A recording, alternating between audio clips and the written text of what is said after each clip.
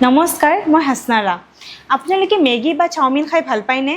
এতিয়া খোৱাৰ লগতো একেলগে বিজনেছো ষ্টাৰ্ট কৰক। আহক মই দেখুৱাওঁ কোনটো মেচিনেৰে নুডলছ বনোৱা হয়।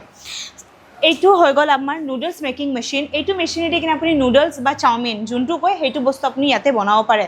আৰু এই মেচিনটোৰ সহায়েদি কিনে আপুনি যোনটো নুডলছৰ ডৌটো থাকিব আপুনি এই মেচিনটোৰ সহায়ত বনাব পাৰিব।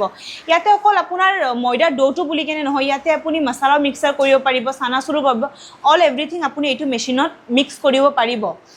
প্ৰথমতে ডৌটো ৰেডি কৰাৰ কাৰণে এই মেচিনটোত আপুনি ময়দাটো দিব লাগিব, নিমখ দিব লাগিব, পানী দিব লাগিব বা ৰিফাইন আপুনি যি এড কৰে যেনেকুৱা ফ্লেভাৰৰ বিচাৰে আপুনি তেনেকুৱাই বনাব পাৰিব।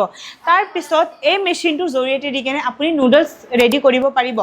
এইটো আমাৰ ছেমি অট'মেটিক মেচিন হয়। ইয়াৰ লগত আপোনাক যদি লাগে ডাঙৰ প্লান্ট, আমাৰ ইয়াতে আপুনি ডাঙৰো পাই যাব, fully automatic noodles making machine পাই যাব। এই মেচিনটোৱে প্ৰতি ঘণ্টাত 40ৰ পৰা 50 কেজি নুডলছ প্ৰডাকশ্যন কৰিব। এই মেচিনটো চলোৱা একেবাৰে ইজি অপাৰেটেড হয়, ল' মেইনটেনেন্সৰ আৰু হাই প্ৰডাকশ্যনৰ কেপাচিটি কৰিব।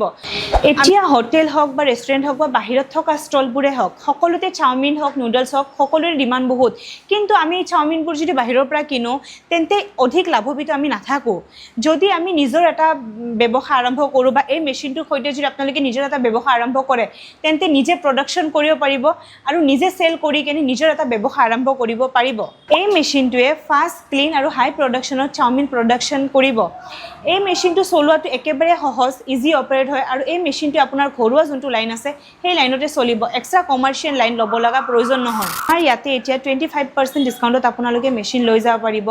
মা কামাখ্যা মেচিনেৰে ধুনীয়া সহযোগ এটা দিছে, আপোনালোকে হাতৰ পৰা যাব নিদিব।